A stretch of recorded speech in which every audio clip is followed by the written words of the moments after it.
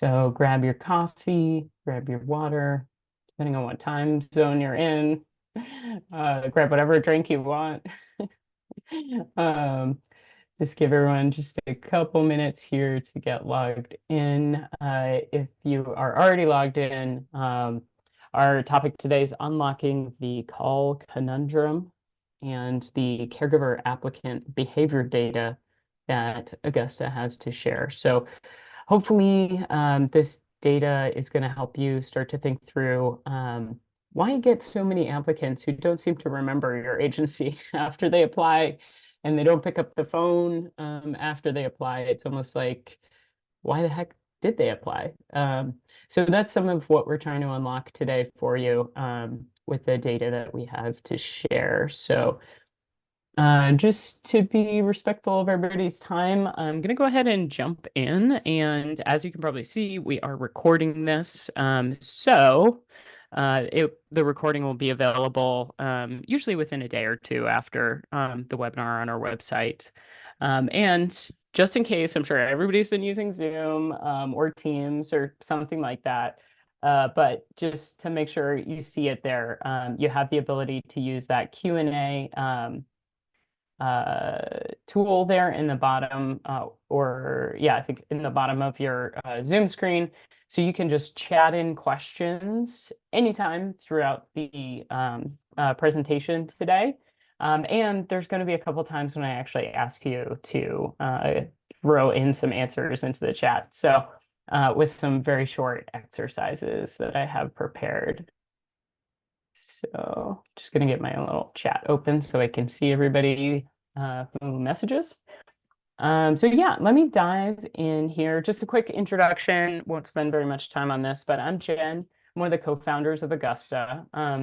I got my start in this industry as a professional caregiver working in a memory care community. So a little different than some other people. I think a lot of people in this industry started as a family caregiver, which is awesome and so relevant and amazing. But my first experience was as a professional caregiver. And the reason I always mention that is because I'm incredibly empathetic to the issues of understaffing. I personally experienced the pain of my coworkers calling out and pulling a double multiple times a week and saw how just terribly painful it is for everybody involved. The resident, family, and ultimately the business really suffers as a result.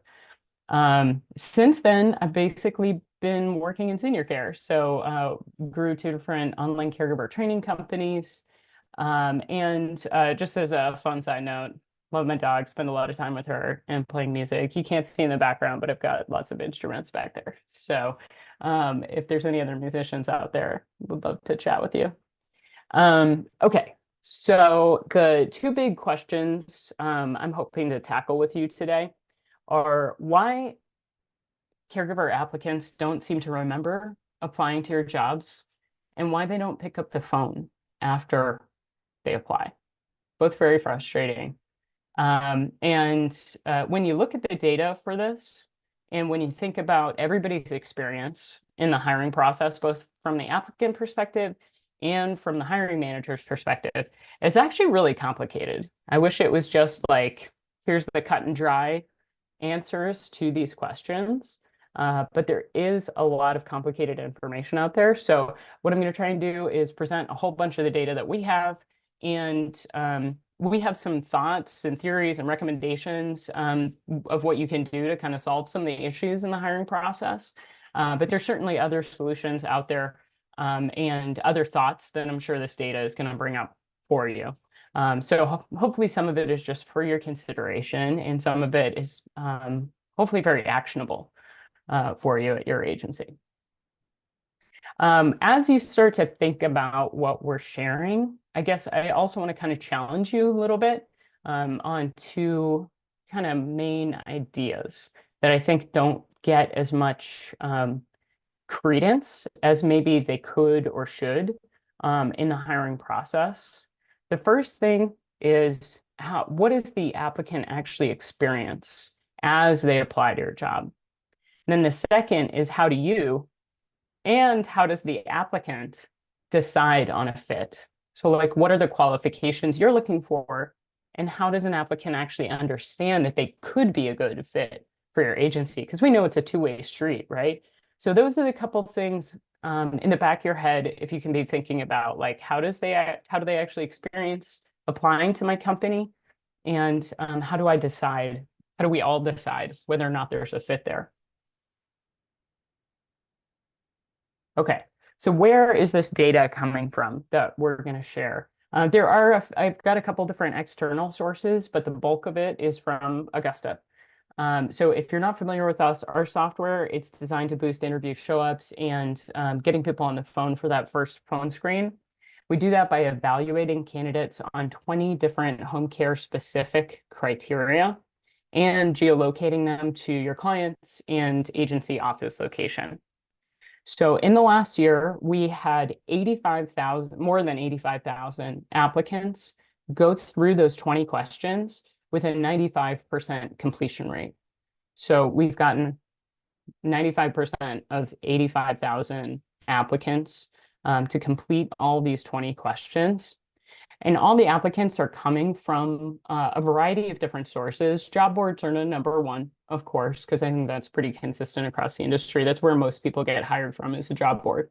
But these applicants that went through these 20 questions also came from a variety of other sources, like social media recruiting ads, the website of the home care agency, even QR codes that were like on a flyer that the agency handed out. So a variety of different sources, but the number one is from job boards. So that's where the applicants are actually coming from. And then Augusta is pulling out those 20 questions from 95% of them. So that's where the data is coming from. Okay, so I'm actually kind of starting with a little bit of a summary. So if you get nothing else out of this webinar today, you have to jump off early, whatever it may be. I'm hoping that this gives you at least a picture of who the applicant is. So hopefully, if you're not familiar with the idea of a persona, it's literally a story about the type of either person or in the sales world, the prospect that is coming into your funnel. So based on all the data that we have, this is kind of the typical persona in the market today. And I did put a little picture, the stock image that I found of just to imagine what this person could look like. I'm calling her caregiver, but it could be anybody, right? So in this persona story here, we've got caregiver. Her background is pretty diverse in terms of retail experience, warehouses, restaurants, and she also has a background in informal caregiving, family caregiving, being a friend's caregiver. So she's basically a newcomer, pretty much, to professional caregiving. And so for that reason, she doesn't have any state registrations or certifications. So that's kind of the first bit of the data that we have on who these applicants are today, is that, as I said, they have a variety of different professional experiences, but usually informal caregiving experience. The next bit is on what they're expecting in terms of their pay and benefits. So Carrie here, she's seeking full-time employment. And in the state of California, because I'll talk a little bit more about that. We've got solid pay data specifically on California. She's expecting somewhere between 16 and 20 an hour. And her priorities in terms of benefits are, number one, flexible hours, by far and away. That's the most important thing to Carrie today. After that, overtime pay, an easy commute, and health insurance. At the same time, we also know she's got pretty limited availability on evenings and weekends because, as a lot of you probably know, Carrie is usually the primary caregiver at home and or already has another job. So this is like her second job. And I mean, ultimately, she'd love to transition it into one full-time job, but oftentimes in home care in particular, that's not the case, or other similar paying industries. We also know that she's applying to, when she's actively seeking a job, she's applying to 16 jobs at once, and she expects to be interviewed very quickly. And I think this is pretty consistent with most people's experience. usually caregivers need a new job or an additional job right now, not in a few weeks from now. This is a relatively financially sensitive population, and they just can't wait, usually. And on the other hand, Carrie is also in very high demand. She's usually getting at least 10 outreaches a day via email and text, with companies who are vying for her attention and want to try and bring her into their hiring funnel when she's actively searching for a job. So that's this typical persona that's in the market today. And we know this is backed up by the data that we're going to share. But I wanted to start with kind of giving you an idea of who the person is based on all this information that we have.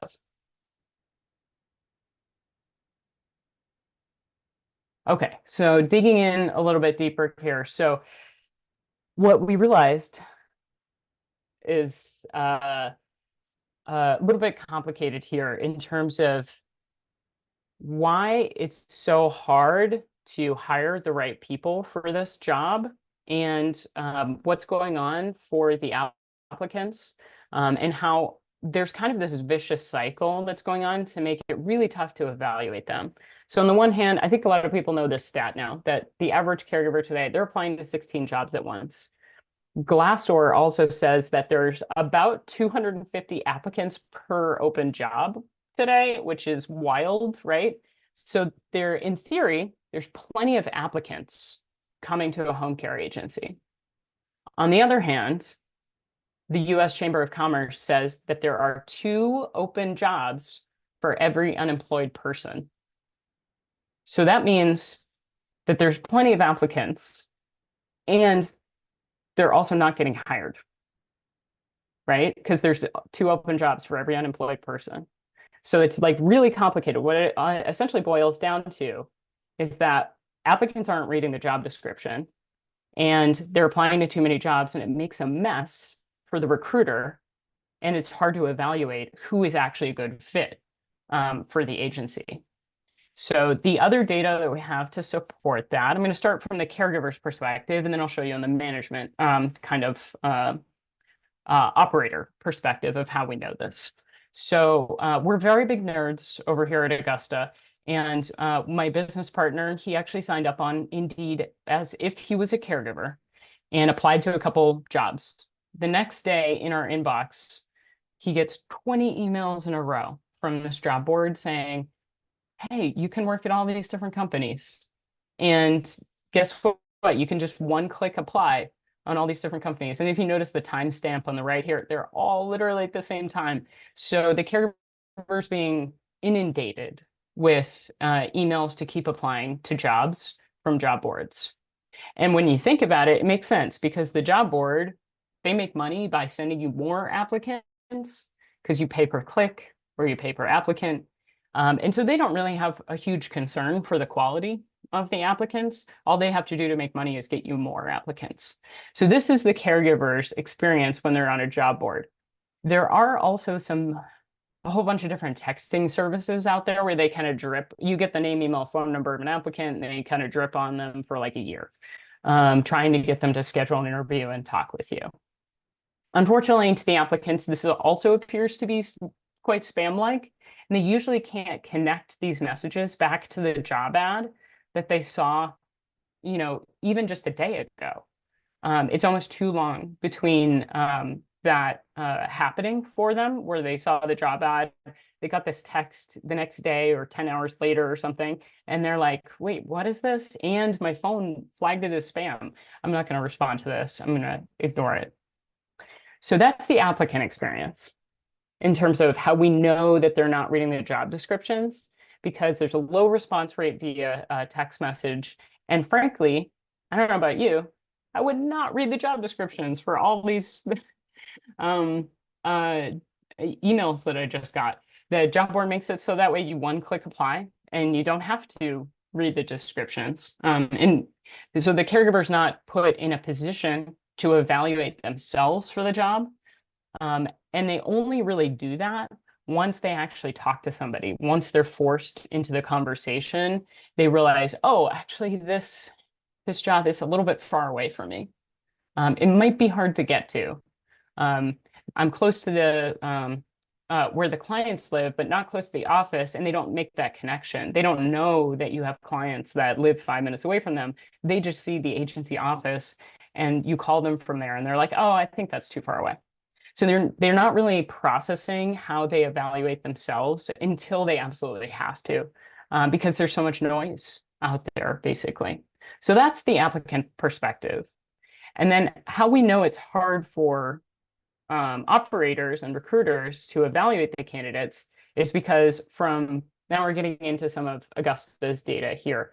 We know that a lot of applicants just sheerly based on location apply to the wrong jobs. So it's further proof they're not reading the job descriptions, and it's what kind of adds to the messiness of what the job of a recruiter is. Essentially, it's partially weeding through all these too many applications that aren't a good fit to try and find the needle in a haystack. Okay, so out of our big data set, 85,000 applicants who answered 20 questions, and we collected their location information. 50% of applicants live further than 15 miles away from the job they applied for, and 50% live within 15 miles of the job they applied for.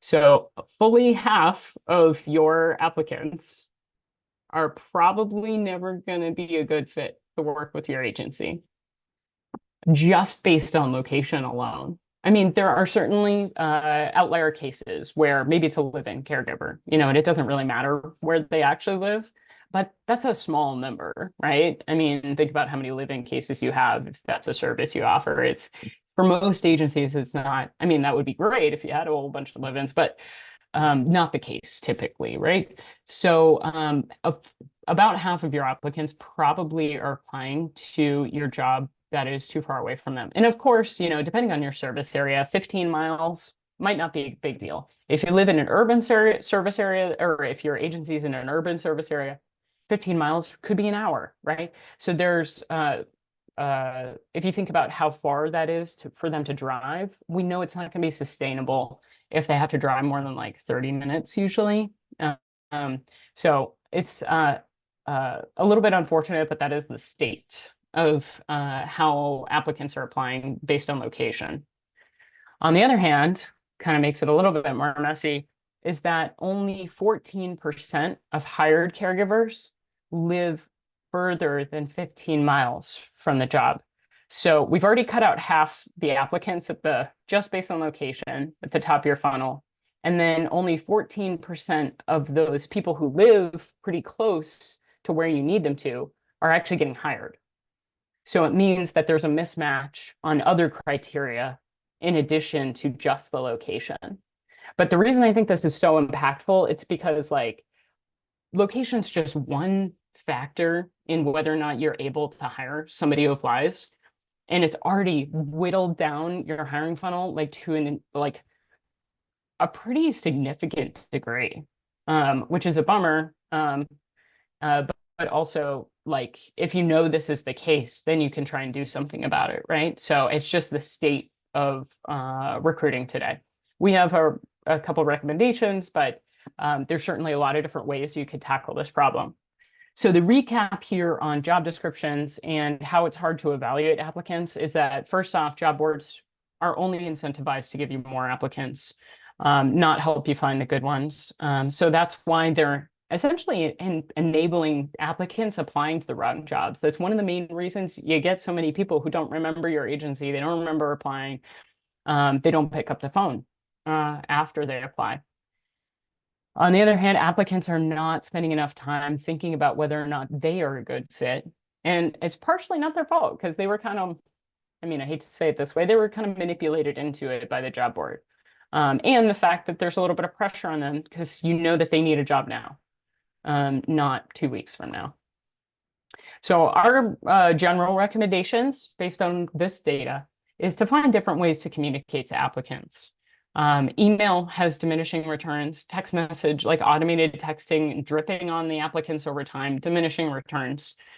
There's too much spam out there right now to just keep sending people the same messages every single month, basically. In addition, make sure you track where your applicants are living in relation to your clients. So that way you can go back to the right people when you can actually hire them. So those are our recommendations. Certainly, there's a lot of other things you could take away from this as well.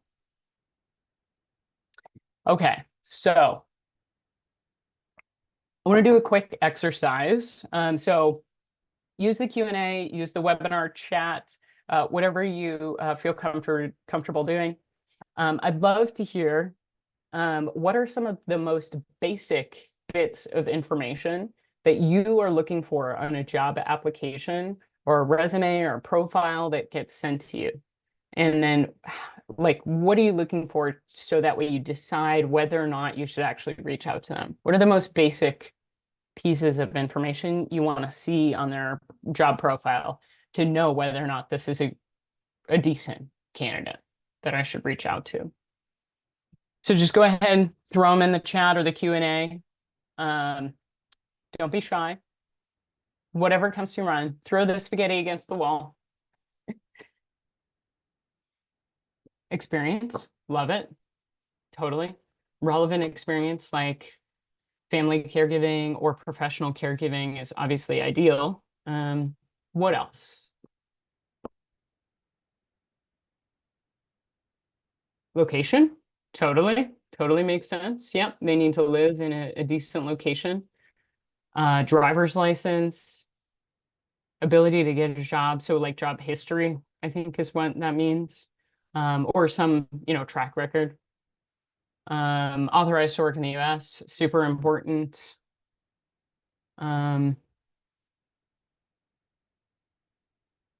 Agency specific requirements. Yeah, state registrations or certifications, availability. And of course, compassionate. Thank you for that one. Very important.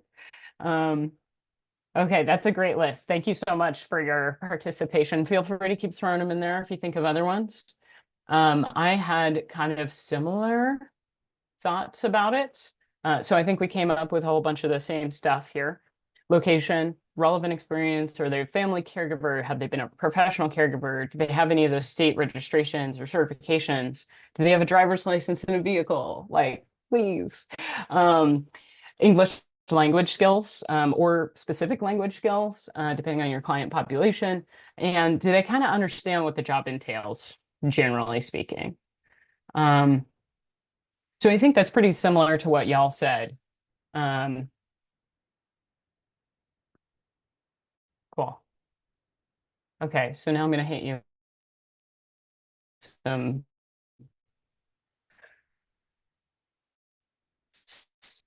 facts here. Okay. Location, state registration, background in family caregiving, driver's license, vehicle, English language skills. Unfortunately, that is usually not on a job profile or a resume. I mean, you probably get a partial read on those things, but usually you've got bits and pieces that you're trying to like squish together, right? So this is a real life example here. I'm going to show you kind of the micro, what the recruiters experience, and then I'm going to go into the macro, like whole data set, right? Okay, so these are two job profiles from one of our real customers. On the left-hand side, the applicant, so real applicants from one of our customers. On the left-hand side, it's a job profile built on the job board. So they put in here that they've got experience at a couple different restaurants. They've been a warehouse associate. They have a high school degree. They're bilingual in English and Spanish. You have an approximate location on them. But we don't know when this job profile was created. So it could have been a year ago, could have been 3 years ago. We're not sure. We don't know when it was updated. I mean, in theory, you can see that this person's last experience working in this restaurant was they said they started in 2019 to present. It's possible they've had other jobs since then, given that it's 2024 and it was a restaurant. So that's the person on the left-hand side. We don't really know a whole lot else about them. The person on the right-hand side, on the other hand, submitted a well-written resume to the same job opening. They actually went to the extent of listing that they had been an in-home care provider. You'll notice the time frames are exactly the same, February to October, or almost the same exact time frames. And they did a really nice job of listing out, I know it's a little small here, they listed out all of the tasks that they did as a caregiver, meal prep, personal care, all the different things that the caregiver does. You can also see in their background here, before that, they had warehouse experience, they worked at Claire's, so retail, kind of similar to restaurant work. The shocking part here is that they both actually have the same family caregiving experience. It's just that the person on the right, somebody in their life told them, hey, yeah, you should put family caregiving experience as an item on your resume when you apply to a home care job. Like somebody coached them through that. The person on the left didn't have that. The point is here, though, that the person on the left cared for friends and family. They had that same exact background. The person on the right, they actually, what I blanked out here under in-home care provider, it was a family member that they were caring for. That's it. And they did it for just as long as the person on the left. The person on the left just didn't put it on their job profile. Probably they didn't think it was relevant experience. But somebody had at some point in the person on the right's career told them, hey, yeah, you can list that as experience, even though it was as a family caregiver. So that is how the lack of home care specific information affects the recruiter on a daily basis. And you may not even notice that it's happening. There's no, I wouldn't say it's anybody's fault necessarily. This is just like how people have applied to jobs. And it's kind of like, in a lot of cases, people think this is just part of the job and there's no kind of way around it. So on the macro perspective now, kind of from the higher level perspective, the incomplete information that a recruiter is dealing with on a daily basis means a couple different things. First off, it means, unfortunately, and again, not anybody's fault here, it's just the reality, most people end up going with their gut. So just think about it. If you see these two applications, I'm going to go with the person on the right. I'm going to prioritize them. I'm going to spend more time trying to get a hold of them because they look like a good candidate. But the person on the left, just as qualified, they just didn't write it down. But so what I've got here up on the screen is, if nobody's read this book, it's awesome. It's a great book on hiring. So in that book, they did 1,300 hours of interviews with CEOs of a whole bunch of different companies. And unfortunately, half of the companies realized that they made pretty incorrect hiring decisions because the hiring managers were relying on gut instincts. And it's for that same reason I just said. So their main recommendation, they have a ton of recommendations. It's a great book if you get the chance. But one of their main recommendations is to develop a really systematic approach to interview questions and making sure that you repeat interview questions in a variety of different ways. So that way you verify what's happening in terms of this person's experience. So not necessarily taking the application at face value, but making sure that you ask the same questions multiple times in different ways, so that way you make sure that the information that you've gotten is actually valid, basically. So that's one of their main recommendations. I think it's a great approach. So here, again, is kind of even more macro information on how we know that you're not getting enough home care specific information. It's because of how many experienced caregivers are actually in the market right now and how many people have informal caregiving experience. And obviously, as I hope has become clear now, we know applicants don't put informal caregiving experience on their application. So that's a big gap in one of the most basic things that we're looking for.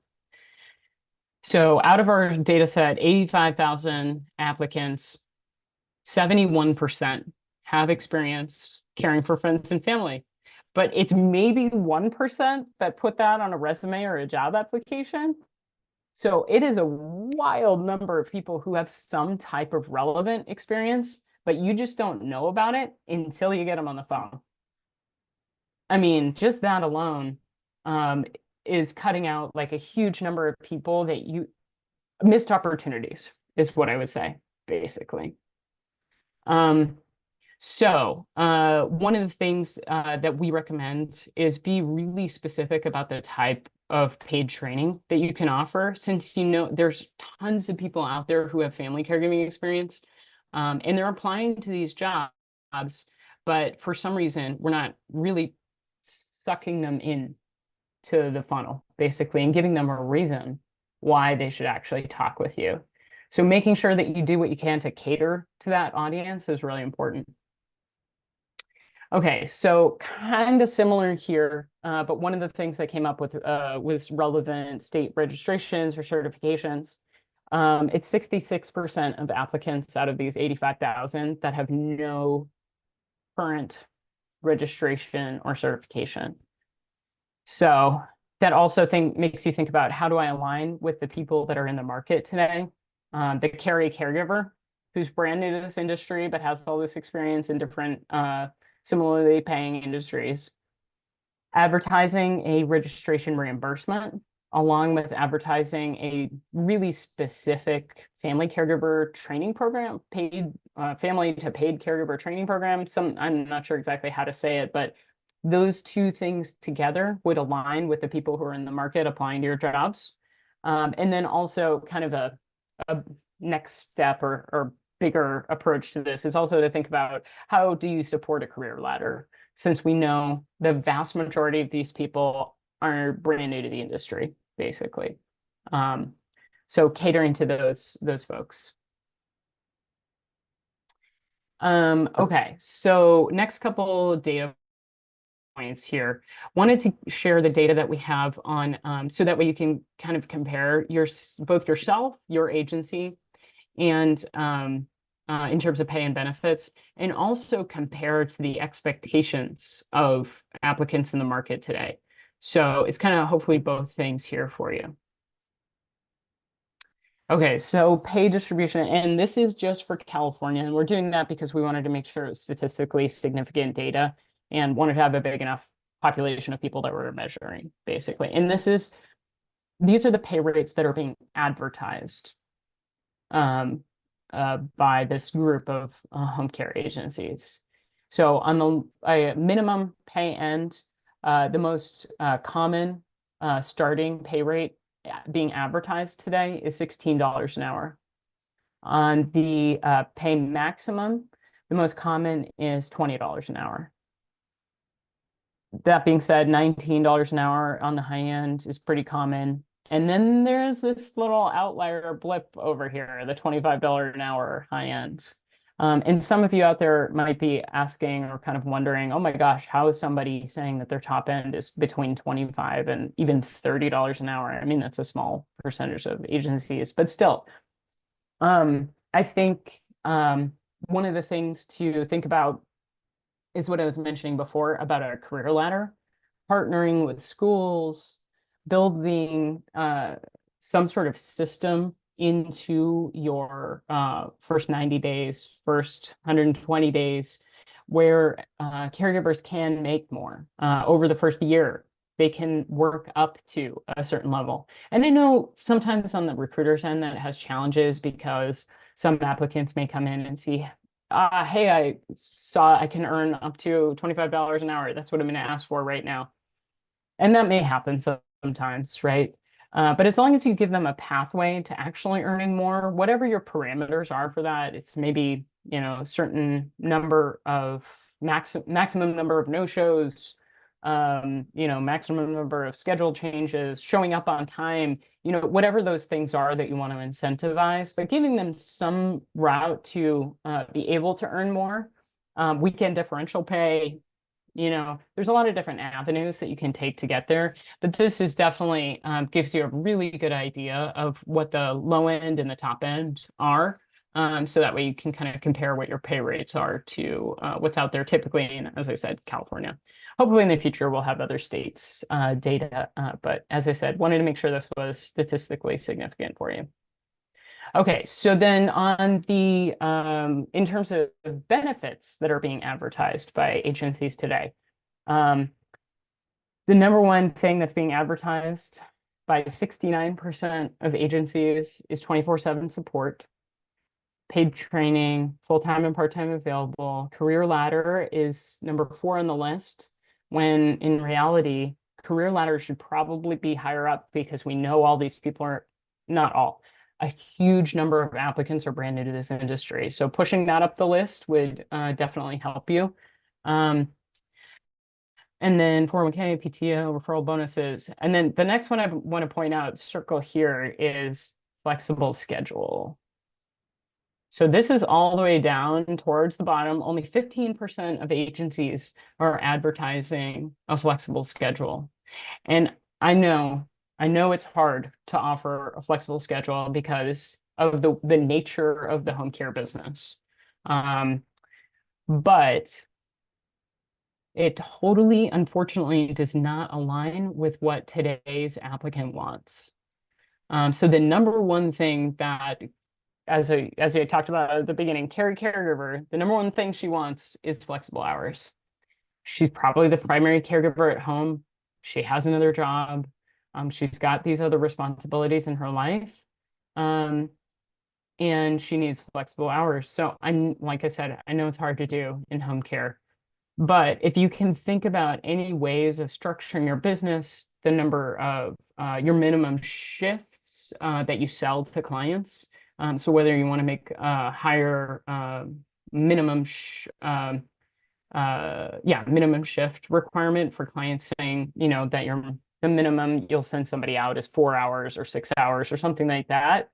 Some way of restructuring either how you sell or how you accommodate caregivers who need flexibility in their schedule. Whether that another option is like an on-call pool of caregivers who get a little bit higher pay or other benefits.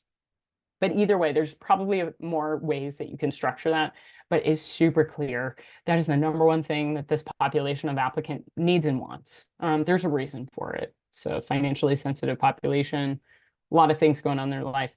After that, you can see here overtime pay, easy commute, insurance. Those are the next most popular benefits that they're asking for. Okay, so we're kind of starting to come into the end here. I want to do one more quick exercise with you. So again, throwing the spaghetti against the wall. The last thing I want to think about is how your applicant experience and the workflow that's going on in your hiring funnel. So first question, how many steps does it take for an applicant today from the moment they see your job ad to speaking with a recruiter on the phone? Just the quantity of steps that they have to go through. And then how long does that take? So they see your job ad, they fill out some sort of application, they may be asked to fill out another application, they start getting chased on the phone, they eventually talk with a recruiter, could be a couple days later, TBD. So how many steps do you have at your agency from the time they see the job ad to getting on the phone with a live recruiter? And how long does it take? How many days or weeks? If you want to just throw it in the chat.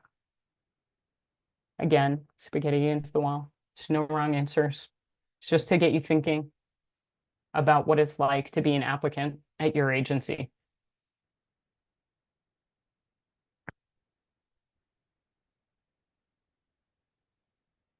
I do have some data that I'm going to share. So you will be able to compare yourself, even if you don't put an answer in the Q&A box. Okay, people are being shy about the number of steps and how long it takes. And it also may be because some of you don't know, which is totally valid too. This may, for some of you, may be something that you're thinking about for the first time, and that totally makes sense also. because recruiting has changed a ton in the last couple of years. And I think a lot of people out there are probably watching this because they're trying to figure out, how do I keep up with this changing hiring environment? So totally okay if you don't know. One person says 1 or 2 steps in less than a week. That is definitely on the strong end of things for sure. I'm going to go ahead and hit you with some data again. Okay, so the experience for the typical applicant today in terms of time to hire is that it's usually average 28 days, which seems so long, right? Seems so long for this type of job, but that's the average right now. And 44% of healthcare job seekers say they will ghost. They're very likely to ghost if you don't meet their expectations for interview speed. So if you don't get them interviewed fast, they're on to the next one. On the other hand, the top companies are screening applicants within 4.7 days. That's a phone screen. And the top 10% of applicants are hired fully within 10 days of seeing the job ad. So if, depending on what your process is right now, could be more or less than that. It's good to be able to compare to the general data that's out there in the market. So something to think about. The reason why for a lot of agencies that it takes so dang long to hire people is because of the steps in the application process. And I know a lot of times it seems simple, but if you were to try and do it as an applicant, I think you might have it may change your perspective as a little bit. So, because that's what me and our team do, is we do this all the time, going through people's hire experiences to see what it's actually like for somebody to work at your agency or to try and get a job at your agency. So the typical hiring funnel, and forgive this image, I'm just not a designer, so you get this triangle from me. But the idea is that it's representing part of your hiring funnel, right? Okay, so they see your job ad on a job board, your website, Google for Jobs, wherever they're seeing your job ad. Typically what's going on, the vast majority of applicants are hired from major job boards, Indeed being number 1. So on those job boards, they one-click apply on the job. The applicant, their perspective is that they applied to the job. They're done. I'm going to wait for a phone call. That's what they think is happening. Then most agencies, typically what happens next is that they actually send the caregiver a request for more information of some kind. So in some cases, that's like an automated text saying, hey, answer all these screening questions. In some cases, some agencies I've seen are sending a full-length application at this point because of what I talked about at the beginning. You didn't get the right information from them the first time. So you have to go back and get more information. So there's typically that the applicant thinks they applied. There's some sort of second gathering of information going on. The mode depends on the agency. Then the recruiter starts chasing them, usually doesn't get them on the phone the first time, leaves a whole bunch of voicemails, contacts them up to 3 times, which could take 3 days. And then once they get them on the phone, that's when you usually find out, is this person actually qualified? So from top to bottom, top to second to last step here, could be taking you 6 days all told because of the number of steps here. And then, so after that phone screen, then the applicant gets their first real interview. Some agencies do that on Zoom, some do it in person. But either way, we've already probably gone about a week before they get to that real first interview. So this is just one example of why it typically takes a really long time for most agencies to even get to the point of qualifying, really vetting the applicants that have come through. I mean, the other thing I actually forgot to put in here is the time of a recruiter sorting through all these applications, because that can also take some time as well. Some recruiters I know just call every single applicant, trying to get them on the phone. right away, but some I know also put that step in there of like trying to evaluate the resume or job profile that they got. So that could have added either another half day or a day to the process. Okay, so we're wrapping up now. We're at almost at time here. So our recommendations as a summary here. These are the main points. If you take nothing else away, think about Carrie Caregiver and her story and basically the high level of what we learned. Assume that they never read the job description, basically. They get too many emails, too many text messages. It's just overwhelming. They didn't read the job description, so it means they're not evaluating themselves for the job, and they add to the work of the recruiter having to pick through and weed through the group to find out even the most basic information about them. Don't take their job profile or resume at face value. Qualifying or disqualifying applicants in a more data-driven way would be appropriate for this audience because there's just a lack of information usually. So asking the same questions multiple times in different ways is a more data-driven way to approach your interview process. So building that in over the course of your hiring funnel. Try and, whenever possible, remarket and market to only the applicants that you can actually hire at the time you can hire them. So because of all the spam out there and the fact that they're not reading job descriptions, your best off is quality over quantity at this moment in the job market. So do what you absolutely can to narrow down the audience of people you're contacting at the time you can actually hire them. That's the main recommendation there. As you saw in terms of pay and benefits, aligning with what the caregiver needs today is really important, and it's kind of not happening in the job market. So flexible hours, I know it's tough, but whatever you can do to make flexible hours a reality for caregivers will boost your chances of getting at least more applicants in your funnel, more eyes into looking at your jobs. And then finally, reduce any friction that you can in the application process and improving speed as much as possible because the top companies out there are getting to applicants really fast and really systematically. So definitely an important recommendation. Okay, so that is my whole presentation. If you have any questions, feel free to throw them in the Q&A or the chat. I'm happy to answer them. If you want to stick around for 5 more minutes, I'm going to show you a little bit about Augusta, and I promise it'll be 5 minutes. And if you're new to Augusta, we do have a special deal if you sign up by the end of February. Surprise. So I'm happy to tell you about that as well. And don't hesitate to get in touch if you do have to go now. There's a demo form on our website where you can book a time with me or just give me a call, shoot me an email, whatever works best for you. Okay, so I'm going to stop sharing this for just 1 second. So the way Augusta works is we developed a process and a software tool to motivate the right applicants for home care specifically to show up. So as I already talked about, we've developed a way to get 95% of applicants to answer 20 home care specific questions. And then what our software does is it leverages that information that we know about the applicant to give them reasons as they apply to your job why they should show up and why they should talk to you, because we know they didn't read the job description.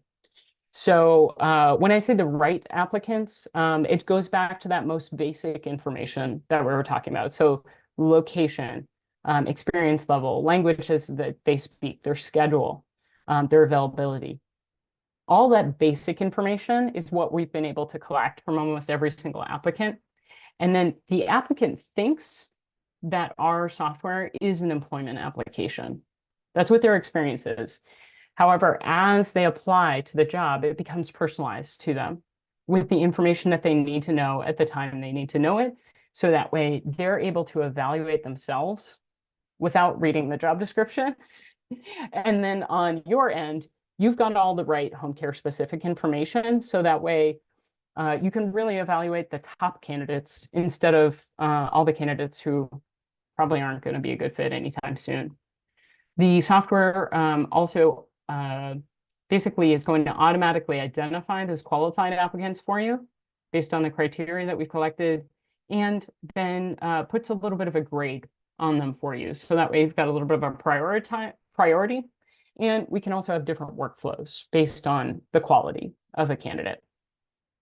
So I'm going to give you just 2 examples here of what it actually looks like. I'm not going to go through a whole demo today, but the first thing I want to show you is the applicant experience. So this is really different from the, what I would say, friction-packed process that most agencies have today. So I mentioned most applicants think that they applied when they clicked the apply button and they submitted their job profile.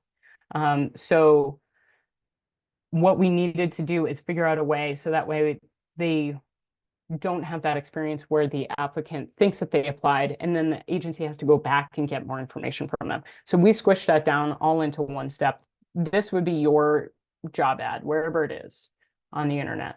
When the applicant clicks the apply button, whether it's on a job board or on your website, anywhere that you've posted a job, they go directly into Augusta.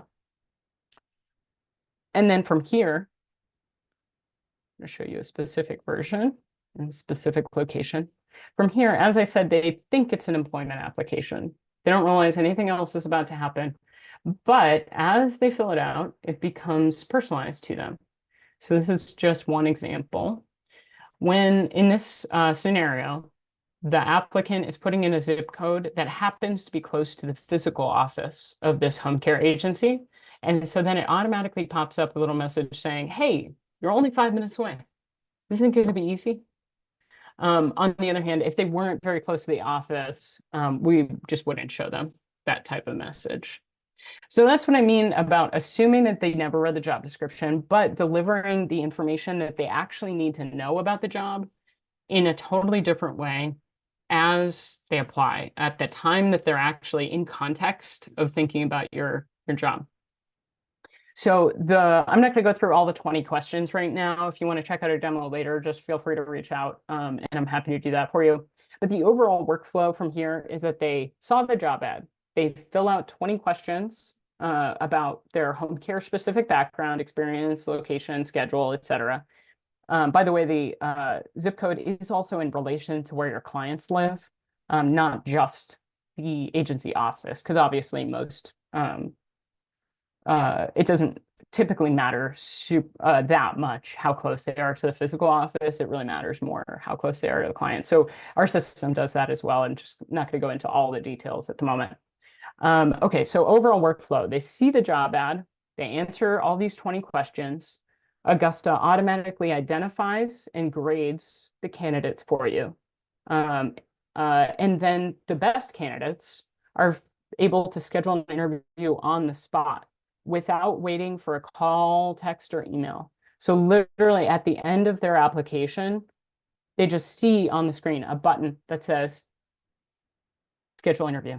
And the vast majority of these applicants just go ahead and do it without waiting for a text, waiting for an email or anything like that. So that is how Augusta removes any and all friction from the process. And you know so much more home care specific information about them. The last thing I want to show you really quickly is pull up the right screen here.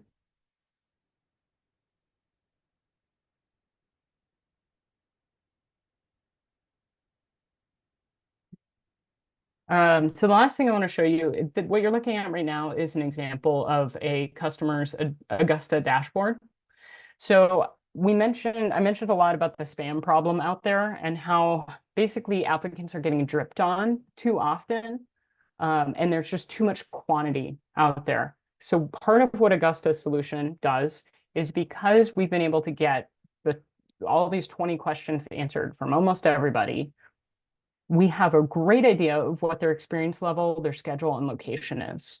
So rather than just dripping on people all day, every day, or every month with the same message about your agency, this tool, Find a Match for a New Case, lets you go to market for just the applicants who actually make sense to be able to be hired right now. Because we know that they want to be hired now.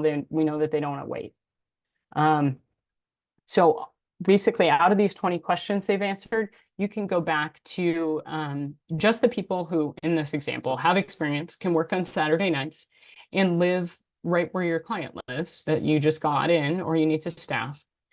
Describe a little bit of the needs of the client. Then this is going to automatically create a hyper-personalized email and text marketing campaign to only the people that you can actually hire now, basically. And so what it's going to do is this email and text will say, hey, Carrie, we saw you've applied to our company in the past. You have experience working as a caregiver. We saw that you can work on Saturday evenings and you live 5 minutes away from this amazing new client that we just got. Would you like to come back and interview with us? And then it will prompt them to self-schedule their interview with the recruiter. So that way this stood out in a super personalized way to them, as opposed to the 20 emails they got today from whatever job board. So that's the last thing I wanted to share about Augusta. Like I said, if you want to learn a little bit more about us, we are having a little bit of a promotion for the month of February if you were to sign up now. So yeah, feel free to send in a demo request, give me a call, shoot me an email. I'd certainly love to talk with you if you think we may be able to be helpful. And that is it for today. So thank you so much for coming. I hope that it was valuable information. Like I had mentioned at the very beginning, the recording is going to be up on our website in the next couple of days in case somebody missed it and they want to check it out. You want to send it to a colleague. So thank you again, everybody. I hope you all have a wonderful day.